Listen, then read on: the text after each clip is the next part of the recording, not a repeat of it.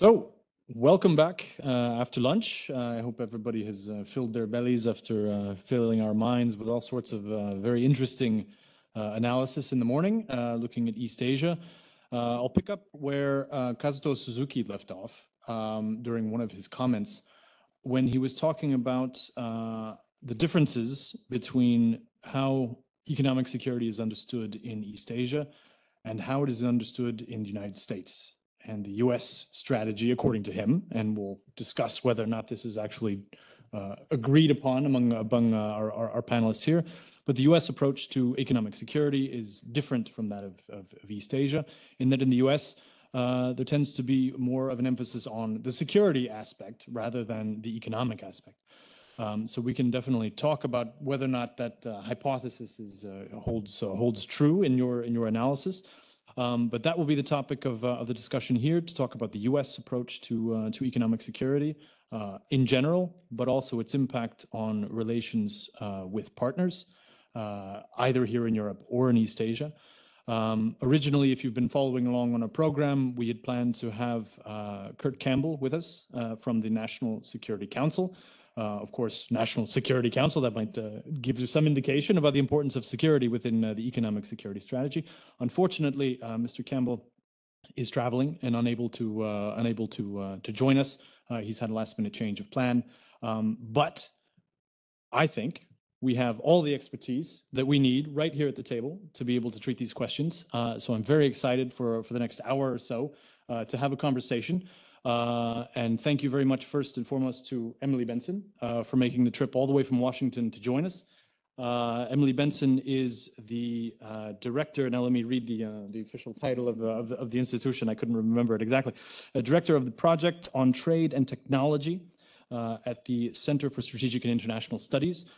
She's also a senior fellow at the Scholl Chair in International Business at the CSIS. And if you don't know her work, she's been very prolific on this topic of economic security and all of the policy mechanisms that the United States is putting in place. So she's the perfect person to sit here with us today and talk about this topic. So welcome, Emily Benson. Thank you for making the trip.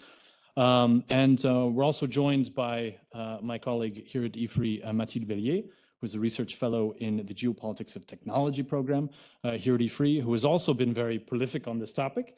I had a number of very engaging and interesting conversations with you, and you've published some very interesting work recently, focusing particularly on the US-China relationship as it pertains to technology, but also as it pertains more specifically to some of the measures that the US has put in place regarding export controls and outbound investment screening and this sort of thing in relation to China.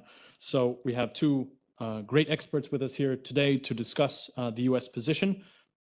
I think we'll do this perhaps more in a conversation style. I've got sort of four parts to this conversation that we'll have. First, I think it's important to step back, step back a bit and look at the context of the discussion in the United States. Afterwards, we'll look a bit more at some of the specifics of the policy framework that is coming out of this contextual analysis, and then look at specific relations with regard to China, how the U.S. is approaching China, and then look at relations with partner countries, both in East Asia and here in Europe. So we'll do that for a little while, and then open the floor to all of you for questions, including everybody that's online. Please don't hesitate to raise questions in the Q&A box. We have our colleague over here, Céline Pajon, who is at the computer and will relay your questions, no problem. So if you have any questions to address to our panel of experts, please don't hesitate. So economic security in the United States. Maybe we could take a step back and think about what exactly is going on in the US discussion. There seems to have been a rather fundamental shift in the way that the U.S. is viewing its role in the world in general, but in particular in relation to the economy. I mean, the U.S. has sort of always been this champion of global economic liberalization. But in recent years, the U.S. has moved away from the free trade agreements. The U.S. opted not to join the TPP, which it very much pushed forward and then pulled out of at the last minute. The U.S. has seemed to be undermining the workings of the WTO.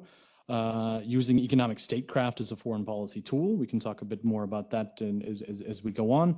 And also pursuing maybe a more robust industrial strategy, a word that we would perhaps a few years ago never have associated with the United States. U.S. industrial policy, what is that?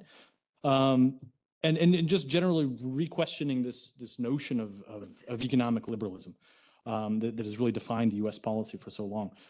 So now as we talk about economic security and de-risking, I just want to ask, what is going on in the U.S.? Why this shift? Why this change? And where is this leading us? So maybe Emily, you can help us understand this broader context of what's going on in the U.S. And Mathilde, you can jump in after that and complement with whatever you'd have to say.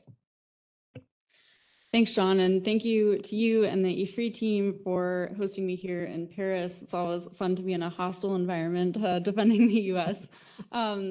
No, all jokes aside, this has been a really fantastic conference today, and it's usually easy to talk about economic security because no one knows what it means. But unfortunately for us up here, we have an entire room packed with people who are doing some of the leading edge work on exactly these topics. And it never fails to astound me how distinct each person, each expert's take on economic security is. So it really is a pleasure to be here, and I look forward to everyone else's insights throughout the rest of the afternoon.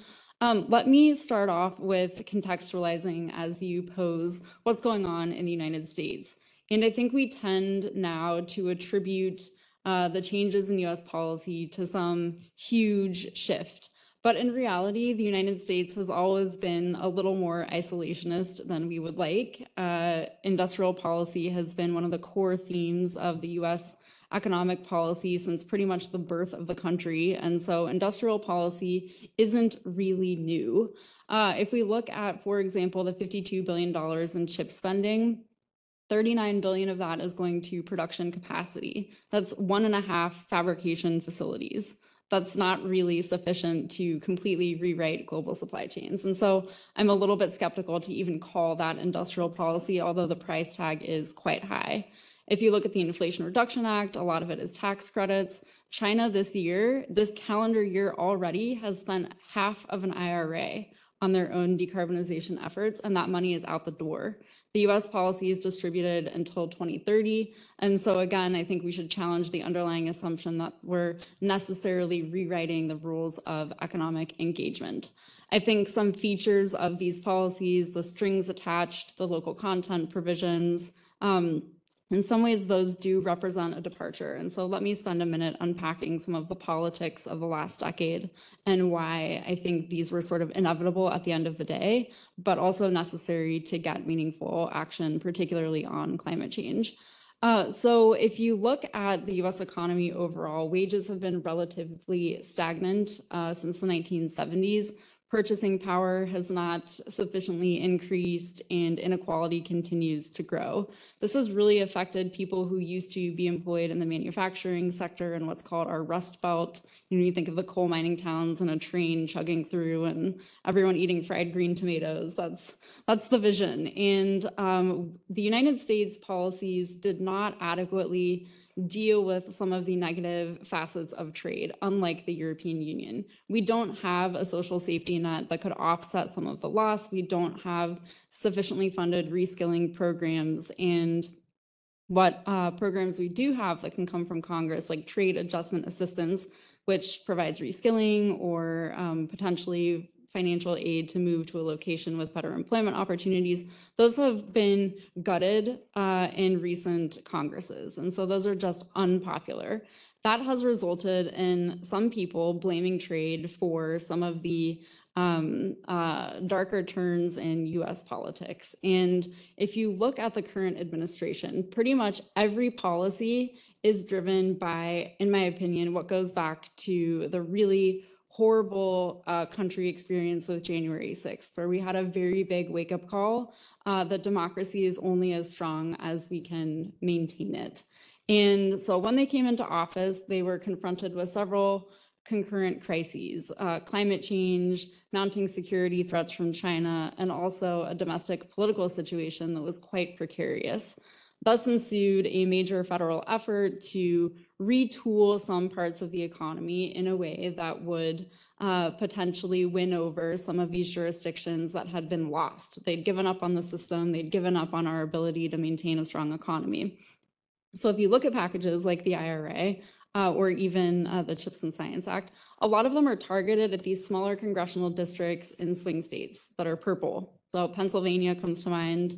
Another one I think that is quite clear that's come up very frequently today is the TSMC fabrication facility in Arizona. That's an attempt to make sure that that constituency continues to put forth candidates for Senate that align with the current administration. So a lot of these are inherently political. What tends to get lost is what that means for our foreign partners. And this came up over the summer when Joe Manchin said, well, I didn't know that we didn't have an FTA with the European Union. With 88 staff members, that's really depressing, but I think probably true. And that's a very unfortunate feature of US policymaking that is very typically inward looking.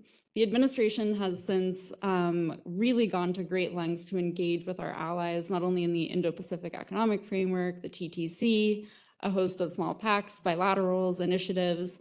And so I think while it's easy to focus on some of these big domestic packages, we really do have an unusual degree of international engagement from this administration.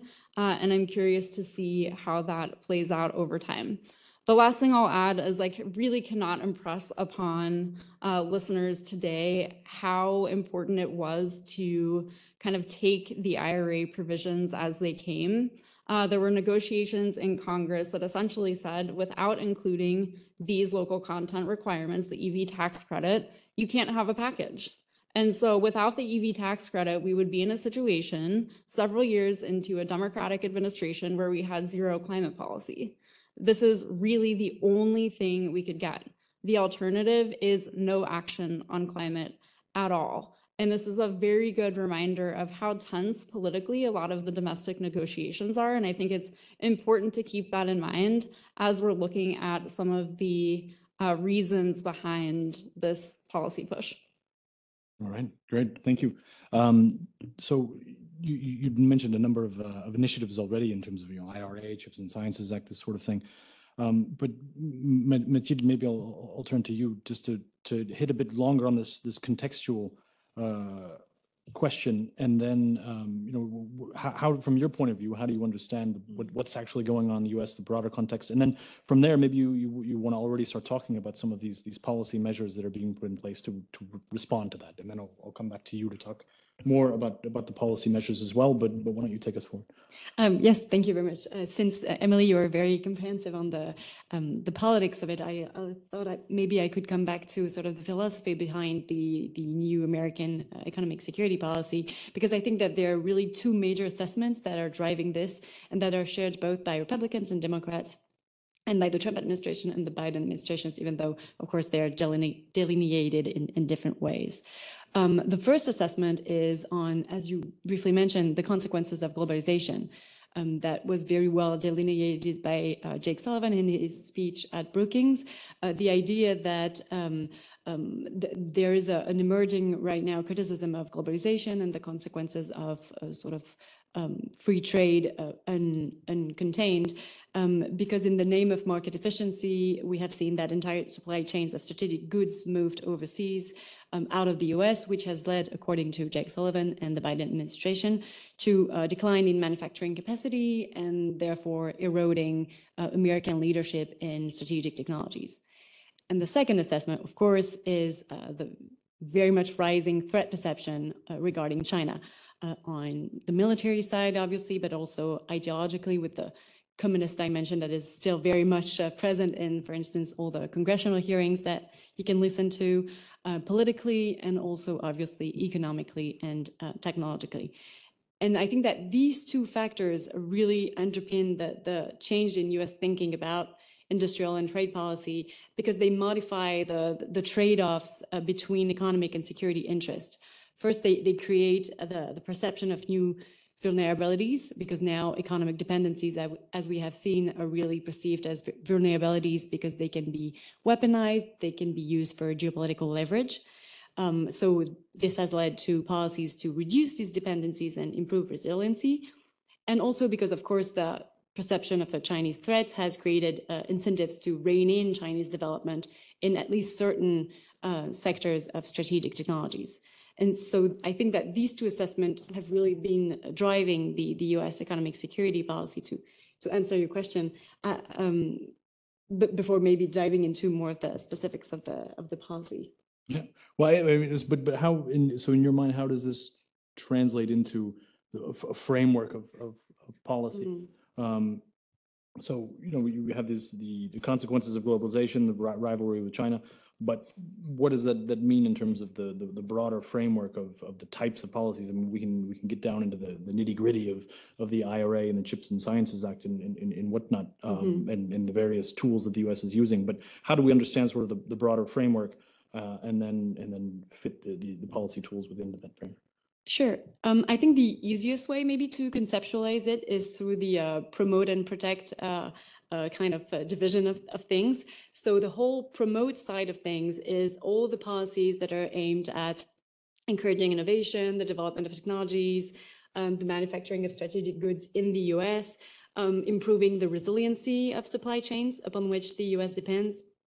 And so this has to be understood in the context of the whole Biden's policy of foreign policy for the middle class, with the goal of increasing the number of industrial jobs through industrial policy or however we want to call it, decreasing dependencies and shortages by encouraging the manufacturing of technologies made in America. So that's the whole set of policies that we mentioned on the Chips and Science Act, the Inflation Reduction Act, and also the discussions with partners, as Emily mentioned. The idea being that we want to try to run faster than adversaries, decrease dependencies, and improve resiliency. So that's the promote side of thing. And there is also, of course, a whole section of policies on protect. So the idea, if one side is to run faster, the other is to try to make the adversary run more slowly in a way. That is to say, preventing technology leakages, preventing the transfer of critical technologies to China in certain sectors, or preventing the indigenous development in China of certain technologies to preserve the US leadership position.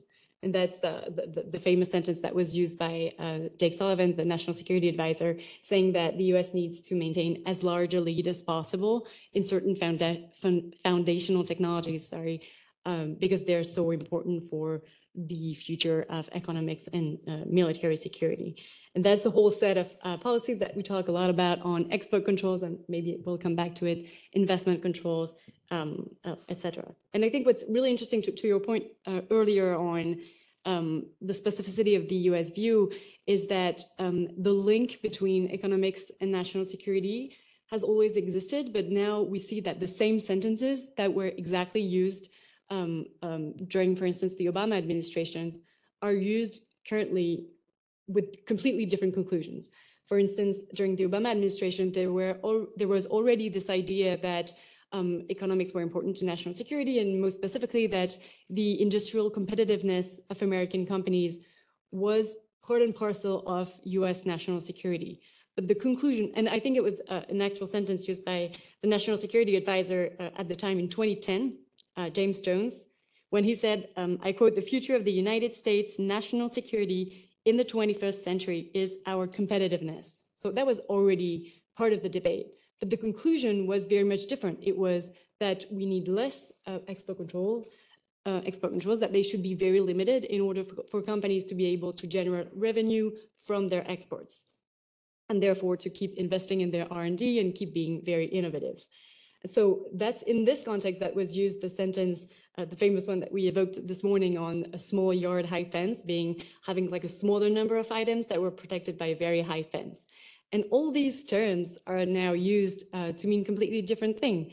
The sort of other part of the, mirroring part of the sentence used by James Jones is, for instance, Navarro's piece on economic security is national security during the Trump administration. And it's the same idea used today, is that economics and national security are very much intertwined. But the consequences now is that maybe there is a need to control a wider range of technologies and to develop more restrictions. So what was used a little bit more than 10 years ago to justify less controls is now used for more controls, even though this link between economics and national security is, as Emily said, not really new.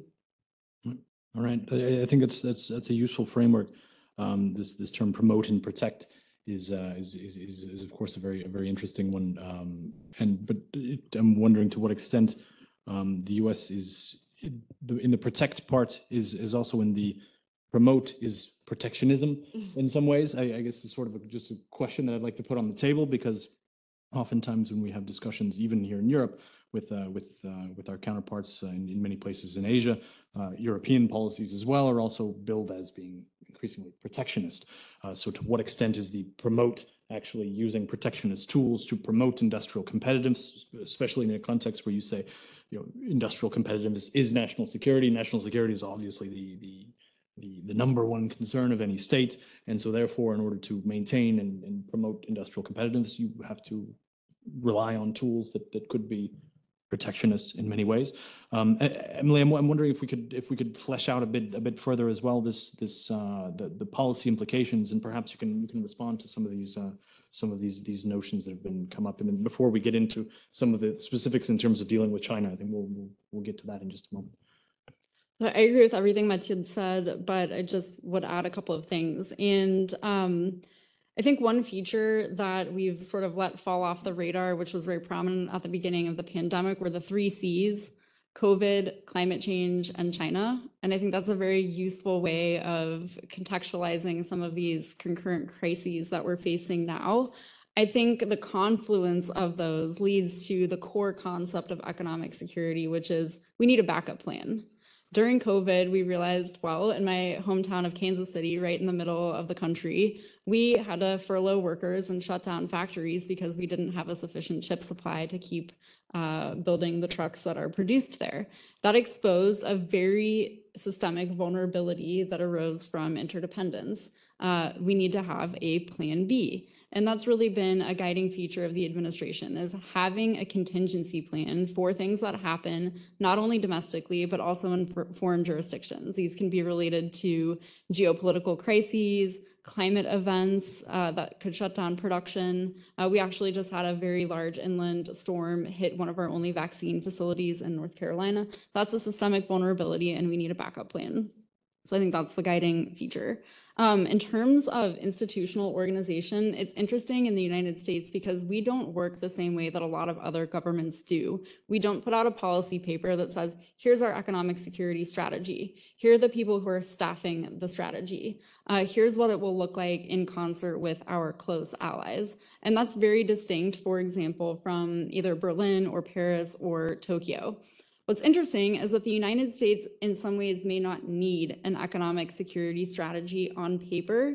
Because of their economic might, they can go ahead and engage in policies that are very direct towards China in a way that other economies who are maybe a little more reluctant to be caught up in retaliation or coercion might not be able to withstand. Thus ensues this kind of middle step of couching all of these other concerns in an economic security strategy, whereas the US can kind of skip a step and just go right for the ultimate policy end goal. I'm not sure 100% if I agree with that, but I think it's an interesting way of differentiating some of the institutional design features that lead to having a clear strategy. Just the last thing I would add is on the export control equation. I think in some ways this also predates the administration, and we tend to see last October 7th as this huge sea change in the way that we go about economic tech governance, but it's really not. I think this current era of controls goes back to Huawei, this idea that the proliferation of a parallel internet infrastructure or telecoms that are not American poses a national security threat. And so the current controls, while they seem much broader, I think fit into a clear policy arc over time. And that in a lot of ways, the Biden administration's approach to those is not as distinct of a departure as we sometimes like to think. In terms of specific policies, I will just say a couple of words about the export controls that came out this week. But if you look at last year, the goal was essentially preventing the leakage of advanced technology to countries that caused a concern, i.e. China. The idea was to prevent the outflow of US technology for the purpose of Chinese military modernization efforts through advanced chips. And what's emerged in the aftermath, particularly in partnership pursuits with allies, is this idea that export control parity is really a prerequisite to deeper cooperation. So someone earlier brought up the Rapidus example, and I think that underscores the fact that having some sort of similar export control licensing system helps attract investment. The controls that came out this week are a little bit wider. They expand the notion of the controlled chip, so this will cover Intel, NVIDIA chips. It also requires new licenses for a list of 44 countries that spans Kyrgyzstan, Georgia, and others that have shown somewhat anomalous trade data when it comes to semiconductors throughout the last year. Another expansion in this updated set of rules is the addition of several types of semiconductor manufacturing equipment. So you have both enlargement of scope on chips, enlargement of scope on manufacturing tools, and then the last bit is the addition of 13 entities to the entity list, all of whom are engaged in advanced military AI pursuits in China. And so I think at the end of the day, this reflects same goal, same idea, but a much broader way of trying to attain that end goal. And in so doing and enlarging the net, you inevitably have larger bycatch. Thank you. You've said something that goes counter to my own thinking in terms of the October surprise, as sometimes we like to call it here in the U.S. And Mathilde, we'll dive into this question of what exactly happened in last October, because maybe not some people might be very much aware in terms of what's going on in U.S. policy, some others not.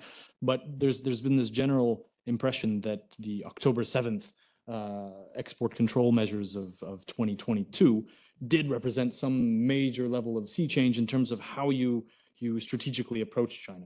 On one hand, the U.S. policy, at least the way that we've understood it here, has been always to stay 2 generations ahead of China in terms of innovation and rolling out new technologies. And now these new, not so new now, they're over a year old, export control policies operate on different philosophy, which is much more about freezing China in place, as some would say, which is, to me, a rather significant change. I mean, you seem to say that it's not necessarily, but maybe we'll focus a little bit on what exactly is going on in the U.S. With regards to China, what sort of policies are being specifically put in place with regard to China, and how we can understand those, and then of course you can respond to me and tell me why I'm wrong. But Mathilde, I know you've been working a lot on this U.S. export control and outbound screening investment thing with regards to China. So why don't you at least give us some understanding about what exactly is going on, and then we'll go back and discuss a bit about why. Yes, thank you. I'm going to be very consensual and agree with both of you. I think from a philosophical standpoint, it's a big change, especially since, as you've said, it's been explicitly said that now, instead of trying to maintain a two generation of remaining 2 generations ahead, the goal was to maintain as large a lead as possible. That is to say, freezing China in place, basically, as much as possible. So on that end, that's quite new. What's new also is that on these new rules, so just to maybe recontextualize, those were rules published on October 7th, 2022 by a bureau of the Department of Commerce in charge of export controls that's called the Bureau of Industry and Security, and that targeted mostly advanced chips and semiconductor manufacturing equipment. And that had they were both narrowly targeted because they only really specified like some of the subsectors of the chip manufacturing equipment and of the advanced chips themselves, but they were larger than usually in the sense that they're not really targeting equipments related directly to military equipments, which is usually the goal of export controls. So that's the big change is in this move away from military equipments and what lists and tools that were originally designed to target weapons of mass destruction, to limit proliferation of weapons of mass destruction that are now used for more commercial items, especially since the chips targeted were included very commercialized and commoditized items and not only the chips used in military equipments. That being said, I fully agree with Emily with the fact that it was actually already included, at least from the judicial standpoint, in some of what the Trump administration had done, because they had already started targeting companies like Huawei, which are not directly military equipment either, putting them on the entity list, which is traditionally more used for to fight proliferation and weapons of mass destruction. And they had already started using extraterritorial tools, which means to say that they can use US controls and apply them more broadly to other countries. So that had already been in the making within the Trump administration, and the Biden administration sort of used these regulatory innovations to deploy new controls that have been recently updated. I mostly have questions regarding the very new update that has been published a few days ago. I think it was Monday or Tuesday, especially regarding extraterritoriality, because once again, it really expands the span of controls and how they can apply to other countries. But indeed, they were mostly done to close loopholes. Another of the tools that have been deployed to close loophole is, as you mentioned, the outbound investment screening mechanism. So that's something that has also been brewing for the past 5 years in the US debates. The Congress started talking about it in 2018. It was almost included in a bill that actually didn't, the provision on this didn't pass. But the idea is that some of the investments from the US to China, so not the other way around, that's already been more and more controlled and screened, but the American investments in Chinese technological sectors are helping China develop, mostly because of intangible benefits, that is to say, some things that are not currently covered by export controls and that are helping China develop in some strategic technological sectors.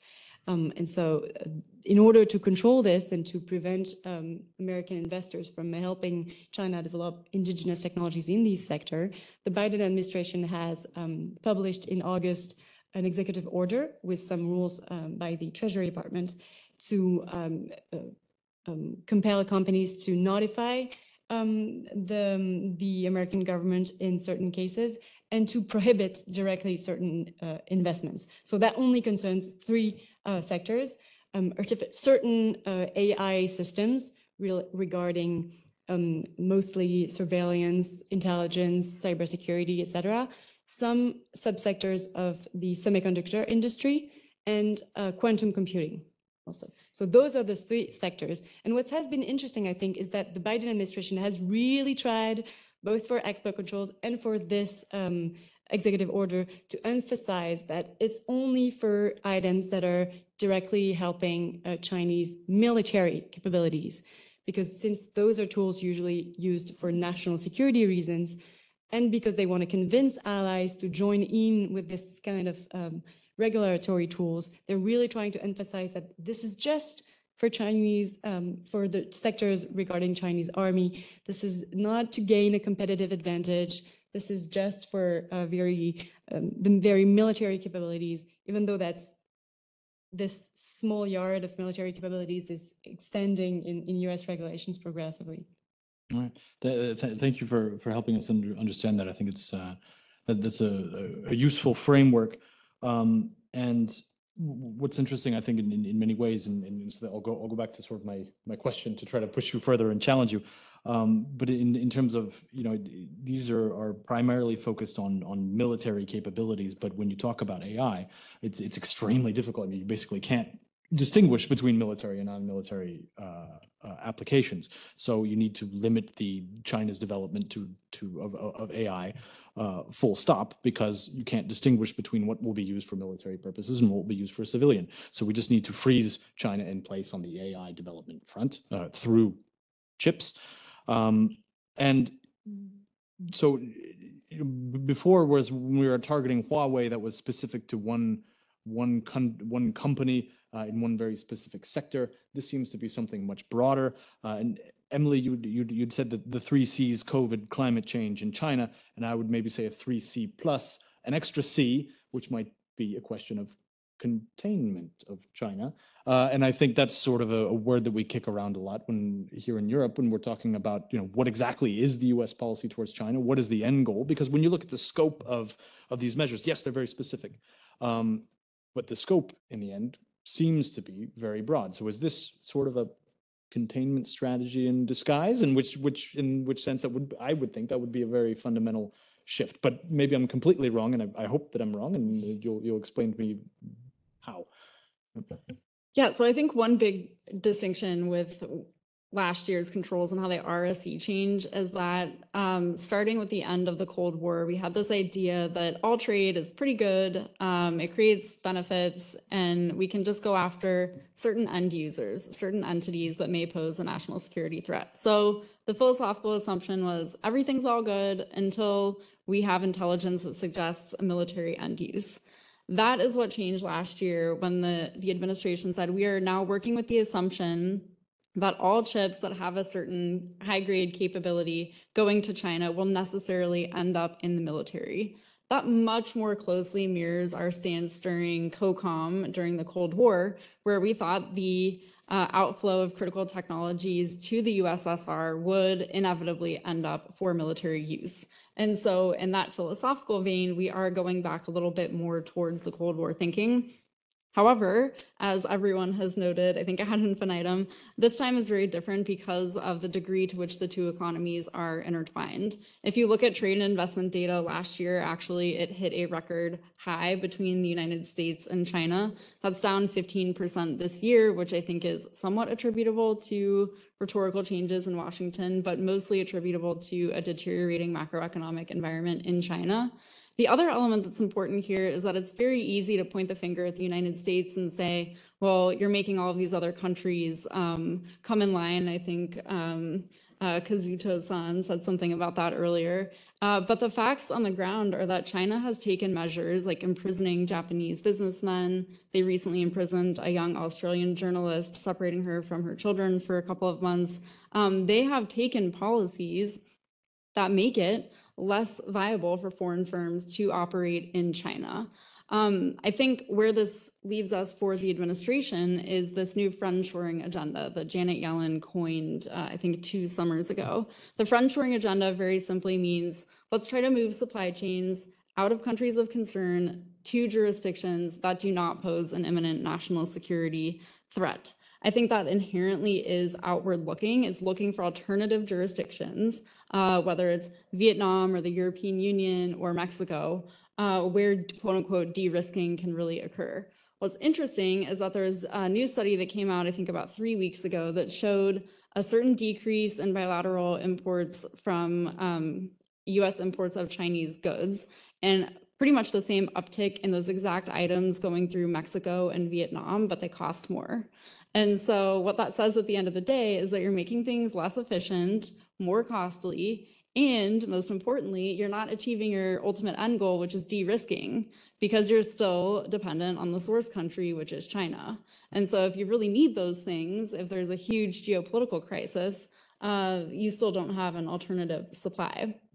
That, I think, leads to the next 20% of the friendshoring agenda that we'll all need to work on as allies.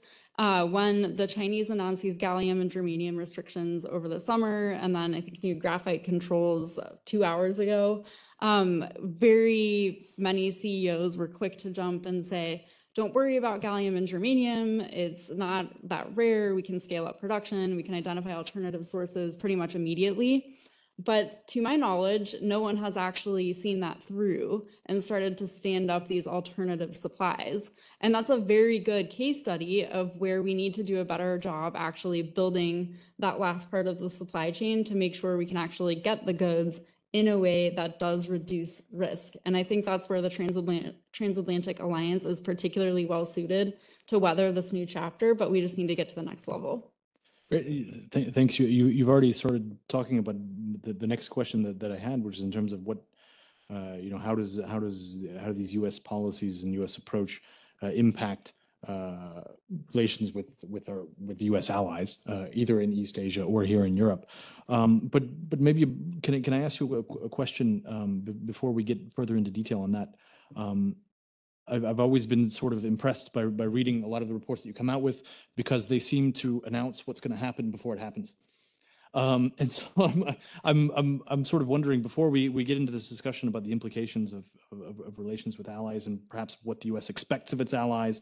We had Kazuto Suzuki say this morning, and I tried to write it down to remember it as well as I can. The U.S. economic strategy is focused on its allies, and it's all about its allies. The allies pay the price in terms of China's economic coercion is usually aimed towards U.S. allies and not necessarily towards the U.S. So U.S. allies pay the price, but the U.S. also expects many things from its allies, from the Netherlands or Japan in the case of export controls. And so, what do you think the U.S. allies can concretely do on one hand, but maybe at some point, and maybe we can get back to this. I don't know where my question will come in, but what's coming next? Can you show us in your crystal ball what exactly is going to be down the road, and how that might impact relations with allies? And then Mathilde, you can complement and carry on. So it's an interesting narrative that the U.S. asks a lot of its allies, and allies get nothing in return. I would like to remind everyone about the current aid to Ukraine. The U.S. has been very giving in that sense, and I think the same would be true if there were an event in the Taiwan Straits. And that's an uncomfortable truth about the U.S. foreign policy relationships, but we do provide a lot of defense backing for close allies. And I think it's a little misleading sometimes to separate economics from the hard security issues. The increasing melding of the two spheres of thinking, the de-silo of these two distinct policy areas, has really gotten us in a lot of ways to this current discussion on what is economic security. Can they be separated, or are they inextricably linked? And I think it's definitely the latter. I think another interesting feature of the American system is that they were warning about Nord Stream 2 for a long time. It's been it's been basically a prominent feature since the Reagan administration to say overdependence on Russia for energy purposes is inherently dangerous. It could be weaponized and used against you.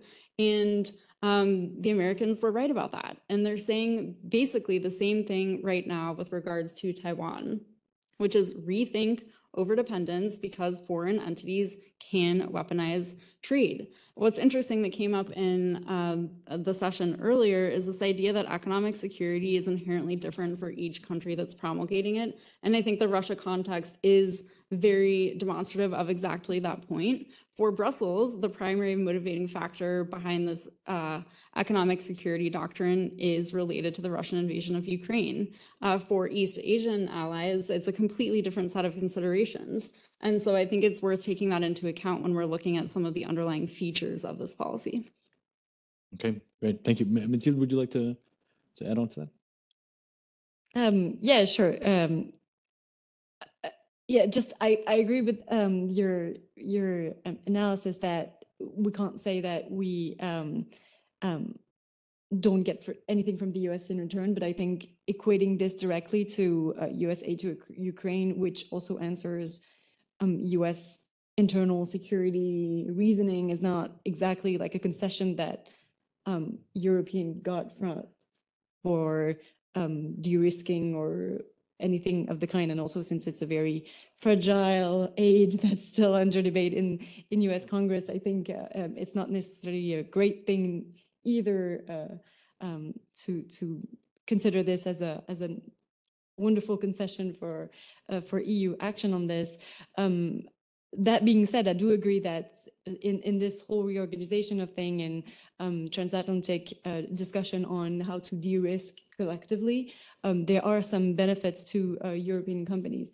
I think that both for the promote side of things and the protect side of things, there are both direct consequences for partners and allies, companies and governments from US measures. For the promote side of things, for instance, we see that measures such as the CHIPS Act can have either benefits or disadvantages for other companies, like the Korean companies that benefit from this kind of subsidies, etc. Also, of course, negative consequences, such as with the IRA for European partners, for instance. And we see the same thing with the protect side of things. there are direct negative, in this case, mostly negative consequences from the extraterritoriality of US measures. There is also, indeed, as you said in your introduction, Emily, a very strong diplomatic component that allows for more negotiation within the Biden administration policy on this. And that's much more the case now than, of course, under the Trump administration. We see that there is a real desire to try to de-risk together and to run faster together through partnerships in innovations, tech R&D, partnerships on supply chain resiliency. So that's both to encourage friendshoring, and as we mentioned earlier, that has been promoted by Secretary Yellen since April 2022, and to encourage the information sharing on shortages, to encourage our R&D cooperation. We've seen this through the Indo-Pacific Economic Framework launched on October 2021, the famous IPEF.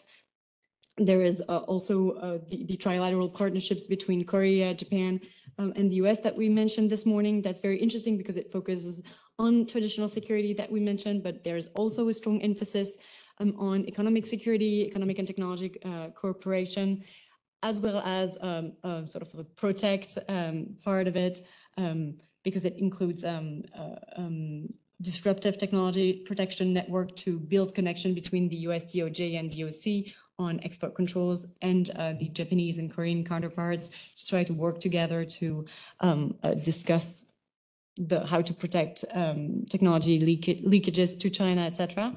And that's true also, for instance, with the famous CHIPS 4 discussion, which includes 4 of the major players in the semiconductor industry, which are Japan, South Korea, Taiwan, and the US. That is still very informal, but that includes, in theory, a desire to discuss how to improve the supply chain resiliency on this, how to work towards more cooperation and innovation together, and maybe potentially work on some protective measures together. So I think that both because of this diplomatic desire of the US and because of the extraterritorial ripple effect of some of these measures, it has given some room to maneuver for European and Asian partners and allies, and also direct consequences for their companies. Mm-hmm. Thank you.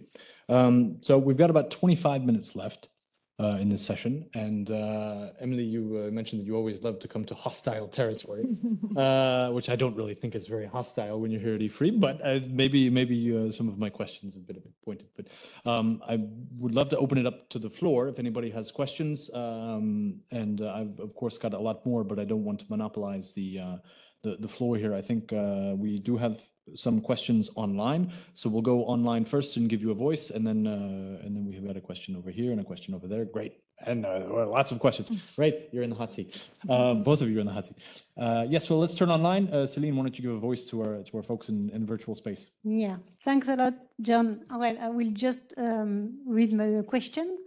I totally get how it makes sense for Washington to hold back China's ambitions through export controls, but isn't the Biden team worried that doing so may spark successful indigenous investment in China, allowing it to outrun America?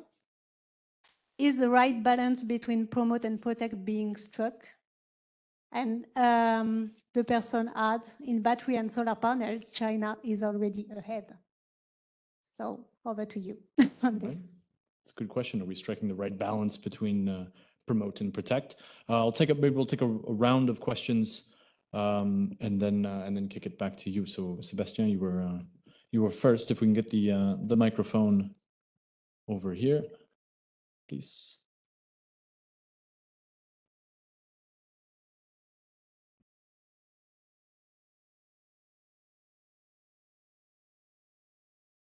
Thank you, Sébastien Jean, CNAM University and Ifri. As usual, the discussion, as usual with economic security, has been more about policies and objectives than about outcomes and achievement. Although, Emily, you've both been emphasizing that achievement, there's not much to show, actually.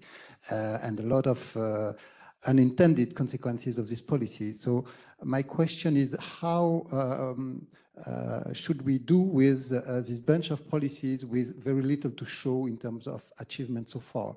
Would you say, like, for instance, there are a lot of criticisms from the industry, from analysts as well. I'm thinking, for instance, of the piece published yesterday by Ifri and Newman saying the US government just does not have the information needed to carry out efficiently economic security policies. So what's your view? Do you think the government can indeed be informed well enough to craft useful policies? If they are useless, I mean, will they adjust at some point?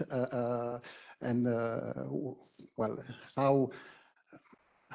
how should we think about consequences for adjusting further down the road policies in that area? Thank you.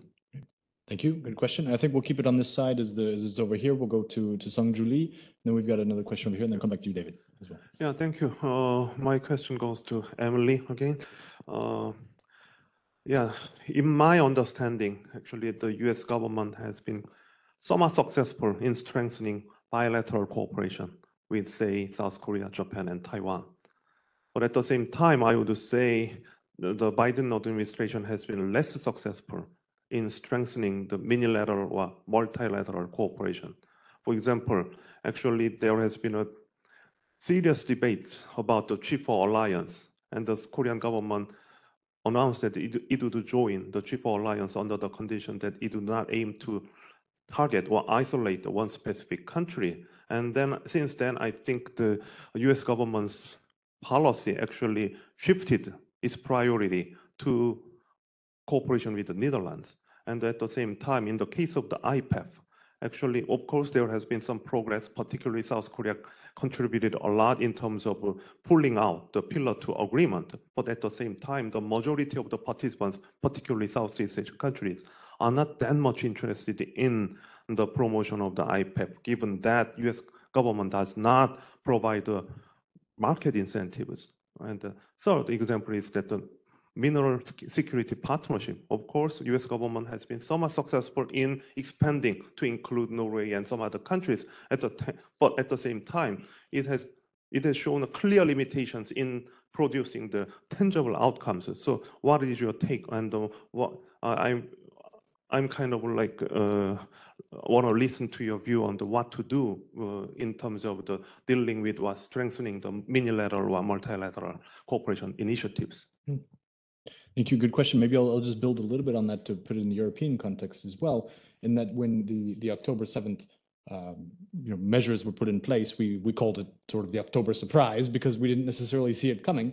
But in that context, there was also a very engaging discussion transatlantically in the TTC. And the TTC was not able to have any sort of agreement on that. And so it raises this question about the effectiveness of minilaterals or multilaterals and that sort of, so it sort of builds on Professor Lee's question. So thank you. We've got another question here just behind François. Yes. Bertrand Villeray, Consulting Newsline. My question is more related to the first panel. I'm sorry for that. But this morning we were talking about policy and strategy. This evening, technology is written clearly in the credential of the two panelists. So I will talk more about technology. We have heard things about reliance, security, and nothing about research and development, breakthrough. Taiwan is producing very nice semiconductors in silicon. Tomorrow we will be relying on things like 3-5 semiconductors. Also things like graphenes, gallium arsenide, conducting polymers, superconductors, new device for quantum computing. Are we sure that America, Europe, and China will be able to stay leading the pack? It is not time for collaboration That's my question. Okay, thank you. I think that that fits into what, in some ways, a piece of what both of you were talking about on the promote side. To what extent are all these policy initiatives to try to run faster in a way, effectively dealing with the innovation challenge in research and development? So, thank you. And then I think David, you had a question. We've got two questions. David, you still have a question as well? Yeah. So we've got a long list. Maybe can we? Yeah, can we come back to you in just a second? I think we got these, and we'll I promise you we'll do a second round. But as we had the microphone over there, we'll deal with this. They've got a lot on their plates. Have mercy on us. Sorry. Yes. Yeah, Emily, you seem to be ready to shoot, so go ahead. Sure.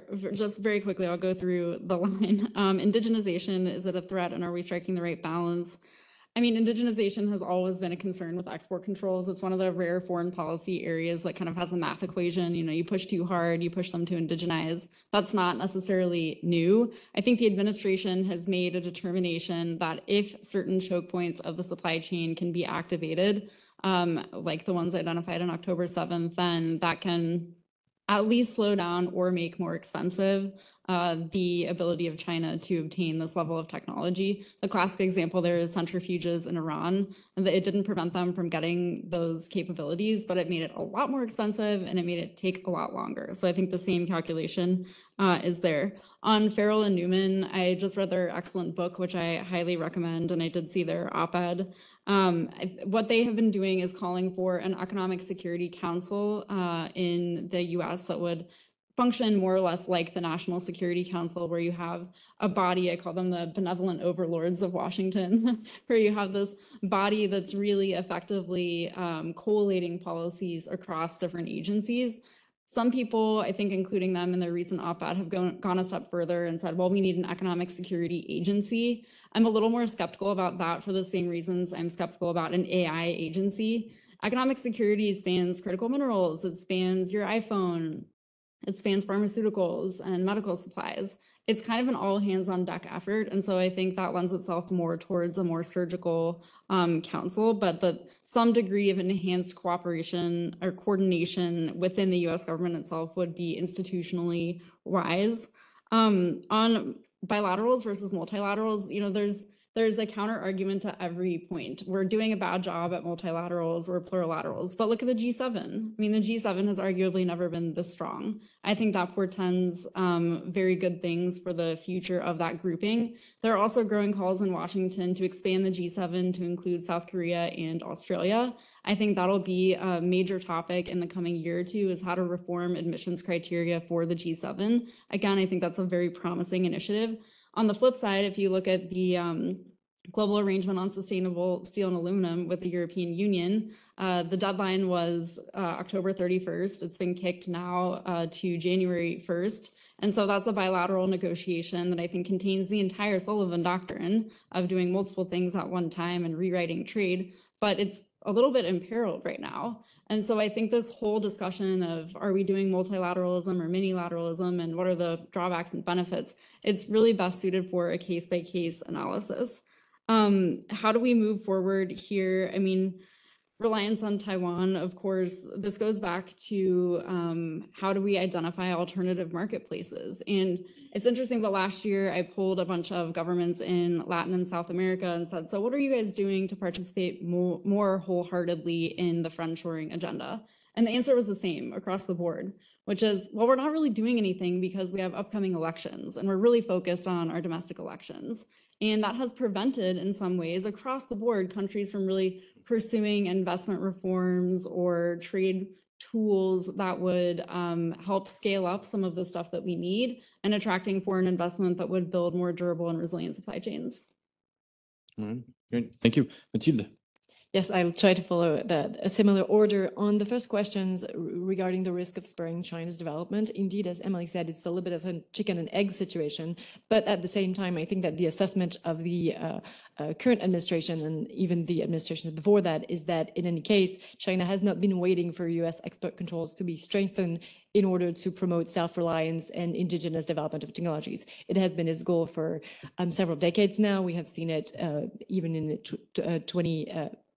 2006 with the Science and Technology Plan. We have seen it in the years after, in 2015 with the Made in China 2025. I'm just quoting a few of the plans, but it has been very obvious that it is a priority of the Chinese government to encourage indigenous development of technologies through legal and illegal acquisition of technologies, through reverse engineering, at every level in certain strategic sectors. I think that the data, that the broad estimates that we have is that from 2015 to 2020, the Chinese authorities have spent approximately $150 billion in subsidies to encourage their economy. So there has been some problems with some of these subsidies, as it has been mentioned this morning. But I think that definitely China has not started since the beginning of the controls to try to be more indigenous. It was a goal well before this. On the lack of information and the fact that the US government does not necessarily really knows what it's doing, I think it's definitely true, and they know this.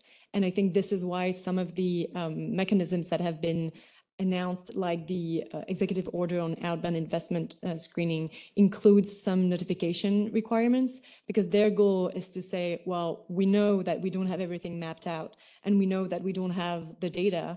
So we're compelling you to notify us when you're investing in certain strategic technological sectors in China, so that we can get the data through these notifications, and then maybe rework and update our own controls and our own mechanism and our knowledge of our mapping of these investments, for instance.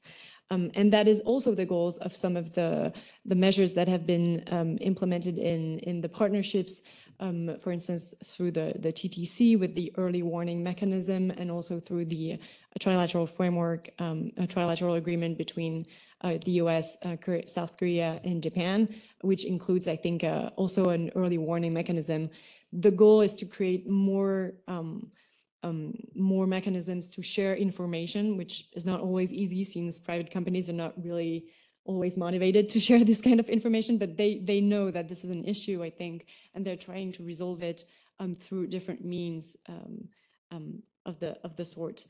On bilateral versus unilateral cooperation, I think what has been interesting is the move from a hub and spoke traditional model to really try to create a network, a little bit like what has been attempted with the pivot to Asia. And I know that there are similarities between the two that I can evoke, since Kurt Campbell, the main architect of the pivot, is not here anyway.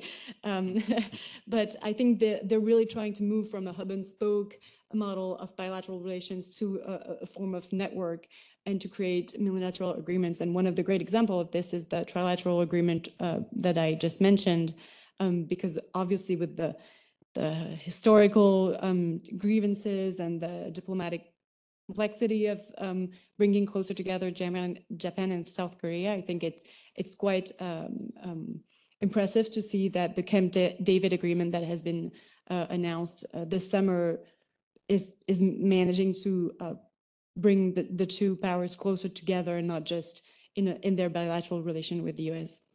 That being said, obviously, it's just much more difficult to create agreement in multilateral fora. So I think that among other things, not just because they have different policy interests and national security interests, but because they're economic competitors and technological competitors. So it's always more complicated to encourage them to share information and do R&D together, etc. Just on the point you made on the TTC and the October 7th control, on the fact that no agreement had been reached before to sort of notify in advance through the TTC of what was going to happen. I think that the big problem with this is that export controls are a national security issue, and therefore it's not the European Union, within the European Union or the Commission competency, and the TTC is between the US and the Commission, so and the EU. So I think that the problem with this is that the US is able to bilateralize more directly most of the discussions. For instance, with the Netherlands, they're just talking directly with them, which increase their leverage in the discussions. But that's also because since it's not part of the competency of the European Union, it's difficult for the US to talk with the European Union with this. And we have seen that for export controls and for instance, outbound investments, member states are really reluctant to let the Commission gain some weight on this because they say it's a national security issue. Back off. Yep. It's our competency. So that was mostly what I wanted to say. That's good. That gives us a little wink to the next session to come up on the European Union. We can delve into those complexities of internal European politics when we talk about Europe up next. But before we do that, I promised that I would give the floor for another round of questions. We'll go back over here to this side of the room. Wow, we have 4 questions. How much time do we have? We have to do this very briefly. We've got about 7 minutes. So 30 seconds per question, and then we'll...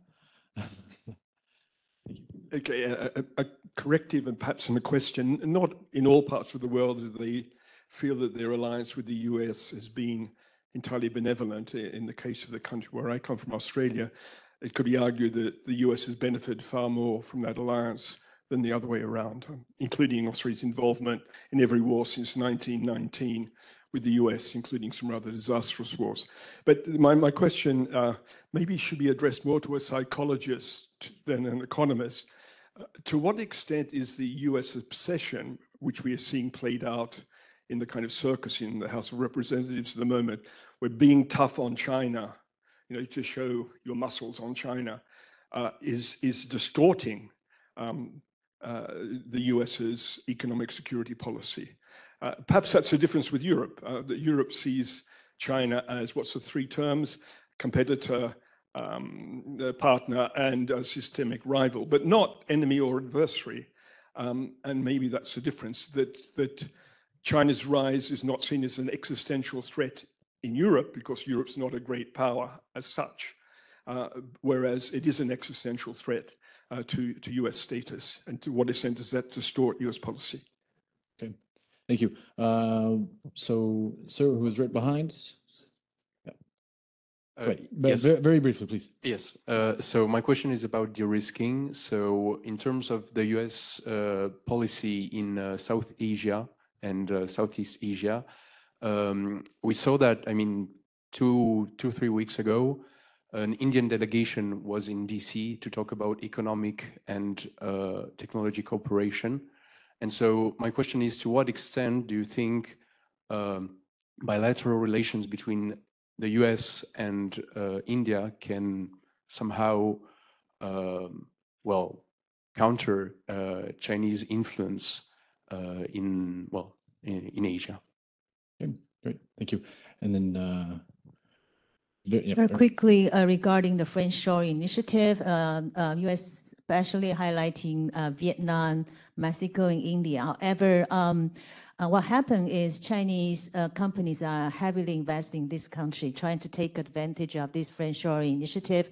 And second thing is, for some of this country, for example, Vietnam and Mexico, they still do not have. India, they still do not have comprehensive, very modernized legal system in terms of IP protection, in terms of export control regime. So they may create loophole for US policy. Okay, great, thank you. I just wanted to probe really quick again this question of the size of Jake Sullivan's yard.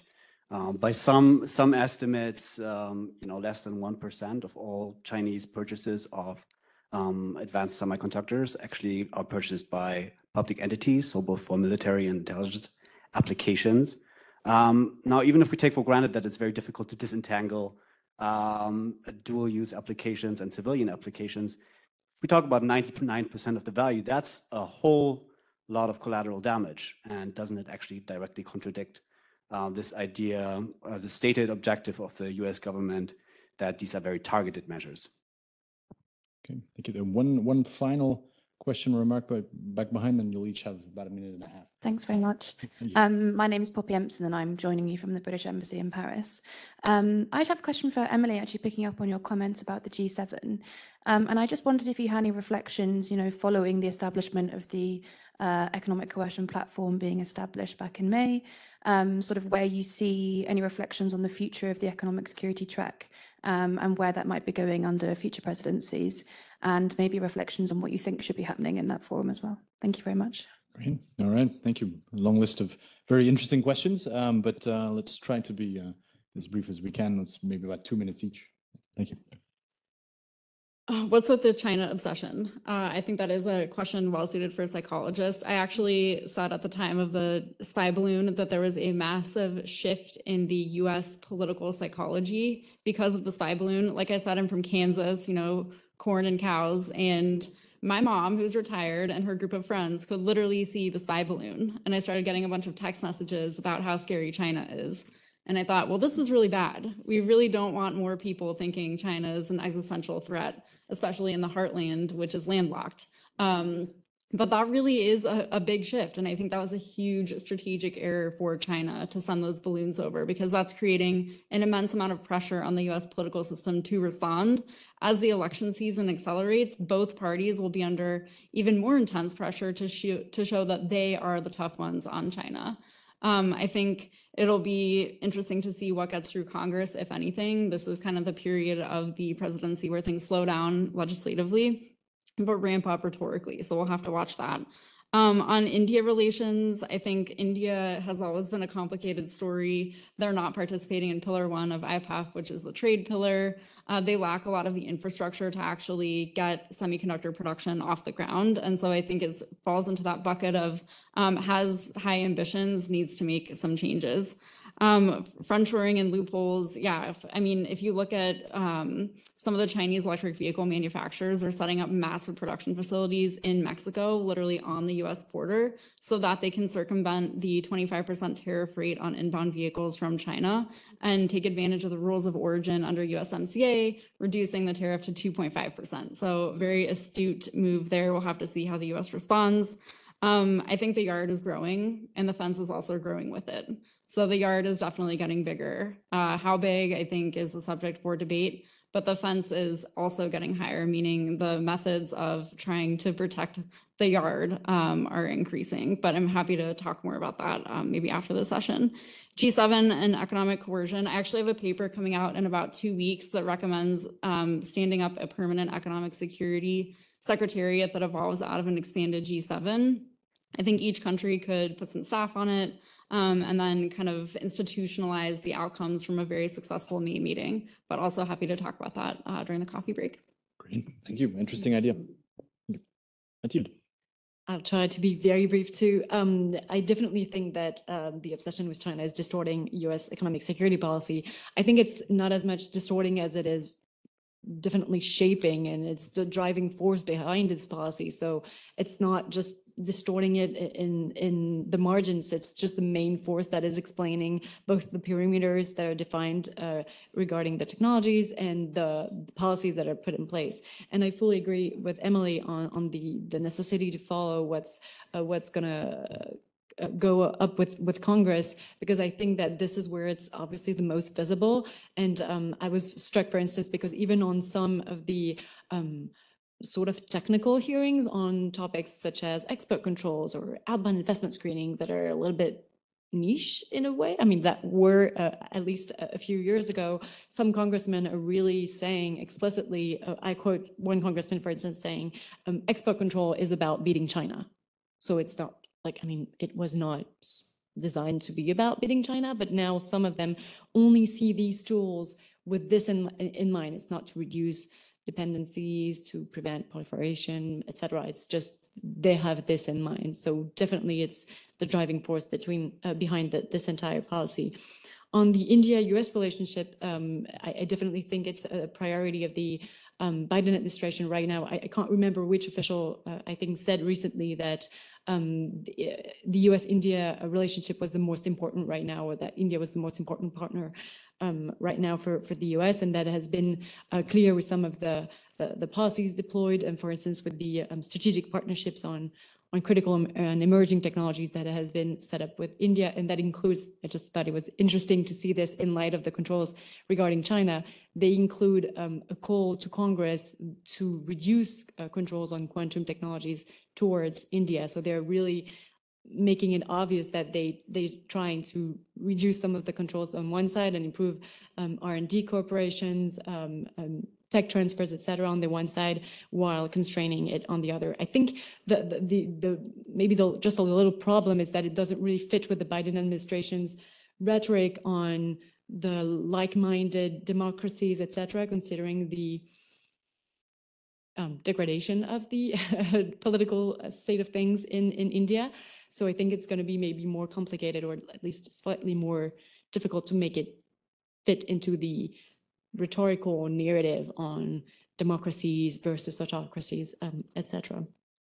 And yes, definitely agree on the big questioning around Sullivan's yard. I'm not sure I fully understood your question, but I think that really the Biden administration has been trying to very carefully delimit the existing controls, and I am not sure that would have been the case with other maybe future administrations. So far they have really tried to rhetorically emphasize the link with the military, and also try to at least circumcise the size of the controls. But definitely we see an expanding yard currently in US policies, both because of the perimeters, and we've seen that with the recent update of the US export controls, with maybe an extension to DUV missions. So I haven't read the 500 pages of the restrictions just yet, but I think that that's in question. Like, is it extended to an entire ban on DUV lithography machines, and also an extension maybe to other sectors such as biotech that has been very much discussed in policy circles, but it hasn't made it yet into the policies. Great. Wonderful. Thank you. Well, I think that's been a great discussion. Thank you to both of you. Before I let everybody break, I just wanted to make a quick round of thanks, as this is the annual conference of the Center for Asian and Indo-Pacific Studies, and I will be the last representative of our center up here talking, because the next session we'll turn it over to our colleagues in the Study Committee for Franco-German Relations.